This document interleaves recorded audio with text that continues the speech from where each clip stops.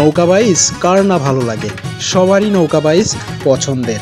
মাগুরা জেলা মোহাম্মদপুর থানার মধুমতি নদীর উপর প্রতি বছর ৪ঠা নভেম্বর অনুষ্ঠিত হয় বিহারীলাল নৌকা বাইচ প্রতিযোগিতা।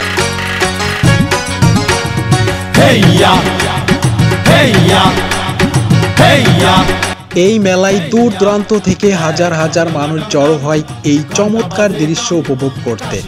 তবে ২০২৪ সালের বৈষম্য বিরোধী ছাত্র আন্দোলনের পর সরকার পরিবর্তনের কারণে এবারের মেলা নিয়ে দেখা দিয়েছে অনিশ্চয়তা।